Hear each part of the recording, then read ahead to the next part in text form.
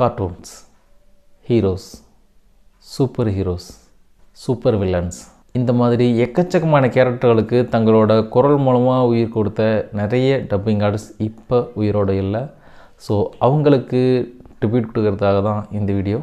நான் நிறைய மரணங்களை பார்த்துருக்கேன். நான் நேசிச்சவங்க சாகிறத பார்த்துருக்கேன். உன்னோட வெட்டி பேச்ச நான் எப்படி மறக்க போறேன்னு தெரியல. அப்ப இங்கிருந்து போகாத. போய் தான் ஆகணும், வேற வழி இல்ல. டாக்டர் பக்கம் தானே வந்த. பணம் வரலன்னா பையனோட சேர்த்து அவனும் செத்துருவான்னு சொல்லு. போடா. நீங்க நிக்க அவனுக்கு இதாண்டா. சின்ன வயசில் டிவிடியில் ஹாலிவுட் படங்கள் பார்க்கும்போது லாங்குவேஜ் ஆப்ஷனில் தமிழ்னு மாற்றிட்டா தமிழில் ப்ளே ஆகும். ஸோ அதே மாதிரி இந்த HBO, ஸ்டார் மூவிஸ் இந்த மாதிரியான சேனல்களுக்கும் ஜஸ்ட்டு அந்த ஆப்ஷனை மாற்றிட்டாவே அதெல்லாம் தமிழில் ப்ளே ஆகும் அப்படின்ற மாதிரி ஒரு காலகட்டத்தில் நானும் கற்பனை பண்ணிகிட்டு இருந்தேன். அதுக்கப்புறம் காலங்கள் போக போக தான் ஜஸ்ட்டு ஒரே ஒரு கிளிக்கில் மட்டும் ஒரு படம் தமிழில் டப் ஆகிறது. அதுக்கு பின்னாடி dubbing artist, sound engineer, dialogue writer, அப்புறம் டப்பிங் டைரக்டர், இது மட்டும் இல்லாமல் அந்த டப்பிங் யூனியன், இப்படி எக்கச்சக்கமான விஷயங்கள் இருக்குது. ஸோ இதையெல்லாம் ஒன்று சேர்ந்தது தான் தமிழ் டப்பிங் அப்படின்றதே தெரிய வந்தது. ஸோ ஒரு ப்ராஜெக்ட் தமிழ் டப்பிங் ஆகிறதுக்கு பின்னாடி எக்கச்சக்கமான பேரோட உழைப்பு இருக்குது. நீயா இரு, அதான் என்றைக்குமே நல்லது. We lost some dubbing legends. Arun Alexander, இவர் கொடுக்காத வாய்ஸே இல்லைன்ற அளவுக்கு கார்ட்டூன்ஸ்லேருந்து, ஹாலிவுட் படங்கள்லேருந்து, நார்மல் ஹாலிவுட் படங்கள்லேருந்து, பயங்கரமான ஹாலிவுட் படங்கள் வரைக்கும் எக்கச்சக்கமான கேரக்டர்கள் வாய்ஸ் கொடுத்துருக்காரு. அது என்ன தேர்ந்தெடுத்துச்சுன்னு எப்படி தெரியும்? அது உன்னை கொல்ல வரும். ரொம்ப சந்தோஷம். முடியும். இதை தவிர மற்ற எல்லாத்தையும் என்னால புரிஞ்சுக்க முடியும். உங்க இஷ்டத்துக்கு ஏதாவது பண்ணுங்க, நான் என்ன வேண்டாம் நான் சொல்ல போறேன். சரி ஷின்சான், நீயாவது என் கூட வந்து பாட்டு பாடுறியா? இருக்கிற கொஞ்ச நெஞ்ச நேரத்தை வீணாக்காத, மனசுல இருக்கிறத வெளிப்படையா சொல்லு. எல்லா ப்ராடக்ட்ஸையும் இறக்கமே இல்லாம இப்படி கலந்து அடிக்கிறியே, நல்லாவா இருக்கு? நீ எவன் எனக்கு எப்படி தெரியும்? உன்னை தவிர இதெல்லாம் வேற யாரும் பண்ணிருக்க முடியாது. ஓவர் ஆர்வ கோளாறா இருக்கிறது மட்டும்தான் உன்னோட உண்மையான பிரச்சனை. என்ன மிஸ் பண்ணியா ரிச்சி? நான் ஒன்னு ரொம்ப மிஸ் பண்ணேன்டா. ஆப்ஷன் ஹீரோஸ் ஆரம்பித்து ஒரு 2-3 வீடியோ போட்டிருப்போம். அதில் ஒருத்தர் தான் இவரும் கூட. இவருக்கு வீடியோ போட்டு ஒரு 4-5 நாட்கள் தான் இருக்கும். அந்த வீடியோ இவருக்குமே ஷேர் பண்ணியிருந்தோம். அவருமே நல்லாயிருக்கு அப்படின்ற மாதிரிலாம் மெசேஜ் பண்ணியிருந்தார். ஆனால் ஒரு சில நாட்கள்லேயே அப்படி ஒரு நியூஸ் வரும்னாலாம் எதிர்பார்க்கவே இல்லை. அவருக்கு வீடியோ போட்டிருக்கோம். அவருமே அந்த வீடியோலாம் பார்த்துட்டு தான் இருந்திருக்காரு. எவ்வளோ வியூஸ் போயிருக்கு அப்படின்றதெல்லாம் பார்த்துட்டு அவங்க தெரிஞ்ச வட்டாரங்களில் பேசிகிட்டு இருந்ததாகவும் கேள்விப்பட்டோம். என்னடா இவ்வளோ பண்ணியிருக்கோம், பெருசாக நம்ம ரீச் ஆகலையோ அப்படின்ற மாதிரியும் சொல்லிட்டு இருந்ததாக கேள்விப்பட்டோம். அவ்வளோ கேரக்டர்கள் வாய்ஸ் கொடுத்துருக்காரு. நிறைய பேருக்கு அவர் இந்த கைதி, மாநகரம், கோலமாவுக்கு வைக்கலாம் இந்த மாதிரி படங்களில் நடித்த நடிகரை மட்டும் தான் தெரியும். இவ்வளோ லெஜெண்டரி கேரக்டர்களுக்கெல்லாம் வாய்ஸ் கொடுத்துருக்காரு அப்படின்றது நிறைய பேருக்கு தெரியவே தெரியாது. ஸோ இந்த நாம் போட்ட ஆப்ஷன் ஹீரோஸ் வீடியோ அவர் யார் அப்படின்றது வெளியே தெரியறதுக்கு ஒரு முக்கியமான காரணமாக இருந்துச்சு அப்படின்னு சொல்லிக்கலாம். இப்ப நான் நடிக்க ஆரம்பிச்சிருந்தாலும் ஒரு பின்னணி குரல் கலைஞரா இருக்கிறது தான் என்னோட உண்மையான அடையாளம். அவர் இருக்கிறப்போ அந்த வீடியோ யூஸ் போயிருந்தா இன்னும் கூட நல்லா இருந்திருக்கும். ஏன்னா அவருமே அதை பார்த்து சந்தோஷப்பட்டிருப்பார். அவர் இல்லை அப்படின்றத நினைக்கும் போது அந்த வியூஸ் போகிறத நினச்சி சந்தோஷப்படுறதா வருத்தப்படுறதான்னு சுத்தமாக தெரியவே தெரியல. ஏன்னா எப்படி எடுத்துக்கிறது, ஒருத்தங்க இருக்கிறப்போ அவங்கள கொண்டாட மாட்டேங்கிறோம், ஆனால் போனதுக்கப்புறம் ஃபீல் பண்ணிகிட்ருக்கோம். அந்த மாதிரி தான் இருக்குது.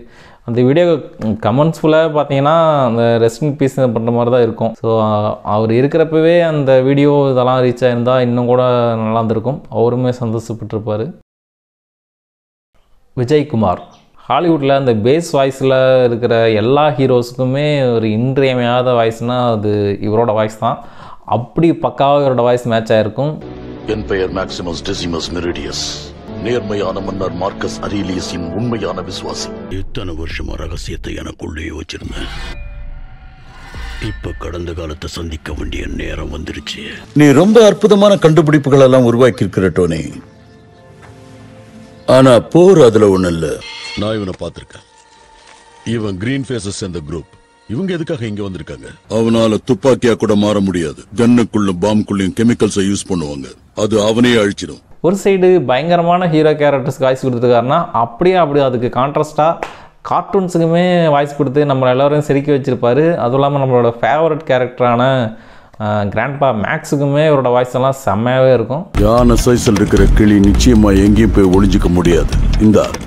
இது டாக்டர் ஆனிமோ கையில இருந்து விழுந்தது. மனித இனத்துக்கு அப்பாற்பட்ட இனமா இருக்கணும். என்ன ஜென்மண்டா நீ? நான் என்ன நினைச்சேனோ அதையே நீயும் சொல்லிட்ட. பயமுடுத்துறியா? நீ இப்ப எங்க இருக்க தெரியுமா? இது எங்க கோட்டை. இவர் வந்து ரியல் டப்பிங் லெஜண்ட் தான். ஏன்னா ஆரம்ப கட்ட தமிழ் டப்பிங்லேருந்து இவர் டப்பிங் பேசிகிட்டு இருக்காரு. கிட்டத்தட்ட 1984 ஆரம்பித்து இப்போ வரைக்குமே இவர் வந்து பேசிகிட்டு இருந்திருக்காரு. அது மட்டும் இல்லாமல் என்ன ஃபார்மேட் ஆஃப் தமிழ் டப்பிங்லாம் இருந்துச்சோ எல்லா ஃபார்மேட்லையுமே இவர் வாய்ஸ் கொடுத்துருக்காரு. அது என்னன்னு தெரியல, இந்த டப்பிங் ஆர்டிஸ்ட்டுங்க பொறுத்த வரைக்கும் பெரிய பெரிய ஆளுங்களா இருப்பாங்க. ஆனால் நிறைய பேருக்கு அவங்களுக்கு தெரியறதே கிடையாது. நீங்கள் அதை பற்றி வருத்தப்பட்டதே கிடையாதுல்ல? ஒன்றும் வருத்தப்பட்டதே கிடையாது. ஏன்னா நம்ம தொழில் அப்படி ஆகிப்போச்சு. வருத்தப்பட்டு பிரயோஜனம். இவருக்கு வீடியோ போட்டப்போ அந்த வீடியோ அவர் பார்த்துருக்காரு. பார்த்துட்டு கேப்டன்கிட்ட தான் நம்பர் கேட்டிருக்காரு. கேப்டன் நமக்கு கால் பண்ணி இன்னும் கொஞ்சம் நேரத்தில் நிக் ஃபியூரி உங்களுக்கு கால் பண்ண போகிறாரு அப்படின்ற மாதிரி சொன்னார். அது கிட்டத்தட்ட இந்த ஸ்பைடர்மேன் படத்தில் எப்படி ஸ்பைடர்மேன் சந்தோஷமாக இருப்பாரோ அந்த மாதிரி தான் ஃபியூரி கால் பண்ண போகிறாரு அப்படின்ற மாதிரி கால் பண்ணி ரொம்ப நேரம் ஒரு 20 நிமிஷத்துக்கு மேலே பேசிகிட்டு இருந்தார். சூப்பராக இருந்துச்சு வீடியோ, இன்னுமே நிறைய கேரக்டருக்கு பேசியிருக்கோம் அப்படின்ற மாதிரி பேசுனதெல்லாம் அவ்வளோ ஹாப்பியாக பேசிட்டு இருந்தார். அதெல்லாம் மறக்க முடியாத விஷயங்கள் ஒன்று. ஒரு ராக்கெட் ஒன்று கிராஷ் ஆகி இறந்துடுவார். அந்த கேப்டன் சொல்லுவான், எங்கப்பா அவனை காணும்னு. அவன் செத்துருப்பான் அப்படின்னு சொல்லுவான். ஏய் யமனுக்கு ஏதுடா சாவு. ஸ்ரீனிவாசமூர்த்தி இன்னொரு பேஸ் வாய்ஸ் சொந்தக்காரர். இவருமே பேட்மேன்லேருந்து ஜோக்கர்லேருந்து எல்லா வகையான ஹீரோஸ், சூப்பர் ஹீரோஸுக்கு, சூப்பர் வில்லன்ஸுக்குமே வாய்ஸ் கொடுத்துருக்காரு. இவரோட வாய்ஸெல்லாம் மறக்க முடியாத வாய்ஸில் ஒன்று. இப்போ சமீபத்தில் வந்து பார்த்தீங்கன்னா KGF எல்லாம் அப்படியே மிரட்டி விட்டுருந்தாரு. அவ்வளோ சூப்பராக இருந்துச்சு இவரோட வாய்ஸு. நான் ஒரு மேஜிக் பண்ணி காட்டட்டுமா? அடிச்ச ரத்தம் வருமா? வர வைக்கிறேன். ஓ சாமி உடம்புல இருந்தோம் ரத்தம் ஒழுகல. நீ ஒரு ஓனாயா பிறக்கலன்னு தெரியும், ஆனா அவங்கள மாதிரி நடந்துக்க கூடவா முடியாது? இவன் உயிரோட இருக்கணும்னா இவனுக்கு யாராவது துணையா இருக்கணும். அதை நிறுத்த முடியாது. அது தன்னைத்தானே அழிச்சுக்கிட்டாதான் நிக்கும். James bond. ஒரு விஷயம் சொல்லட்டுமா? யாருக்கும் தெரியாம மறைவா இருக்கிறதுலயும் ஒரு சந்தோஷம் இருக்கு. நான் சொல்ல போற விஷயம் உனக்கு வேடிக்கையா இருக்கலாம், ஆனா நீதான் என்ன அனுப்புன. கேட்டீங்களா? ஏன்னா அதிசயமான இந்த மாதிரி விஷயங்கள் எப்படி உண்மையா இருக்க முடியும்? என் மூளை வெடிச்சாலும் தானாவே அதால ஒட்டிக்க முடியும். அப்படி இருக்கும்போது என்னோட நினைவுகளை உன்னால் அனுப்ப முடியும்ல. இவர் வந்து தமிழை விட தெலுங்கில் வந்து எக்கச்சக்கமான கேரக்டருக்கு வாய்ஸ் கொடுத்துருக்காரு. இவரை வந்து கண்டிப்பாக இவருக்கு வந்து தெலுங்கில் ஹீரோ கேரக்டருக்கு இவருக்கு ஆல்டர்னேட்டாக யார் கொடுக்க போகிறாங்கன்னே தெரில. ஏன்னா அவ்வளோ கேரக்டர்கள் வாய்ஸ் கொடுத்துருக்காரு. அதுவும் சூர்யா, விக்ரம்னாவே இவரோட வாய்ஸ் தான் இருக்கும். ஸோ கண்டிப்பாக மிஸ் பண்ண தான் போகிறாங்க. ఆ రోజు పెంకులు మూసి దిగేప్పుడు స్లిప్ అయి కింద పడ్డారు. That's nothing. ఎక్కడికి వెళ్దాం? I've come for my watch. గుర్తుంచుకో, ఇది నీ ప్రపంచం కాదు. నీ ప్రపంచంలో నువ్వు గొప్పవాడే కావచ్చు, కానీ భూమి మీద కాదు. నీకు రికార్డింగ్ అంతే సమయానికి నేను ఎక్కడ ఉంటానో తెలియదు. கத்தியும் அருவாளையும் தூக்கிக்கிட்டு கிரிமினல்ஸ் 4 பக்கமும் உன்னை பார்த்து சிரிச்சுக்கிட்டே நெருங்குவாங்க. அப்ப வர பயம். உன் ஷெஃப் பாராட்டணும் கூட்டிட்டு வர இது வரைக்கும் நான் எந்த பயிர்கிட்டையும் சொன்னதே இல்லை. அப்படித்தான் என்று நானும் நினைக்கிறேன். ఎక్కి తొక్కాననుకో, ఈ ఏరియా కాదు కదా, నీ ప్రాణం కూడా నీకు సొంతం కాదు. சாம்ஜி நம்ம ஆப்ஸ்கிரீன் ஹீரோஸ்க்கு பிளான் பண்ணிட்டு இருந்ததில் இவரோட வாய்ஸும் ஒரு முக்கியமான வாய்ஸ். ஏன்னா இவருக்கு வந்து வீடியோ போட சொல்லி நம்ம பிரபு ப்ரோ வந்து ரொம்ப காலமாக கேட்டுகிட்டே இருந்தார். கூடிய விரைவில் வீடியோ போட்டுருவோம் அப்படின்னு நினச்சிட்டு இருக்கிறப்போ இப்படி ஒரு நியூஸ் வரும்னு எதிர்பார்க்கல. டப்பிங் ஆர்டிஸ்டாகவும் நிறைய ஒர்க் பண்ணியிருக்காரு. அது மட்டும் இல்லாமல் டயலாக் ரைட்டராக நிறைய படங்களில் ஒர்க் பண்ணியிருக்காரு. அவ்வளோ படங்கள். ரூல்ஸ் படி இந்த விஷயத்தை நாம் அவங்களுக்கு இம்மீடியட்டாக இன்ஃபார்ம் பண்ணணும். சேம் டைம் அந்த குடும்பத்தில் நடக்க வேண்டிய நல்ல காரியம் நின்று போயிடுச்சுன்னா இந்த ஃபேமிலி மொத்தமும் டிஸ்டர்ப் ஆயிடும். என்ன ராமராஜ் இதெல்லாம்? எதுவா இருந்தாலும் பேசி தீர்த்துக்க வேண்டியதானே, இப்படி வந்து ரோட்ல உட்காந்துக்கிட்டேன். எனிவே பெரிய விஷயத்தை சுருக்கமா சொல்லணும்னா, பில்லா எங்க? உன் வலிமையை காட்டு. உன் எதிரியை அவனுக்கு உயிரானதையும் அழிச்சிரு. உயிர் பிச்சை கேட்டு கதறுவான். உன் சக்தியை இப்படி கண்டபடி பயன்படுத்துறதை எங்களால பொறுத்துக்க முடியாது. நீ சொல்றது உண்மையான தெரிஞ்சுக்கத்தான் வர. ஒரு வேளை பொய்யா இருந்ததும் நான் சும்மா விட மாட்டேன். ஸோ இவங்க எல்லோரையும் நம்ம மிஸ் பண்ண தான் போகிறோம். இந்த உலகம் யார் இருந்தாலும் இல்லைனாலும் அடுத்த கட்டத்துக்கு மூவ் ஆகி போயிட்டு தான் இருக்கும். இவங்களோட வாய்ஸுக்கு ரீப்ளேஸ்மெண்ட்டாக நிறைய டப்பிங் ஆர்டிஸ்ட் வர தான் போகிறாங்க.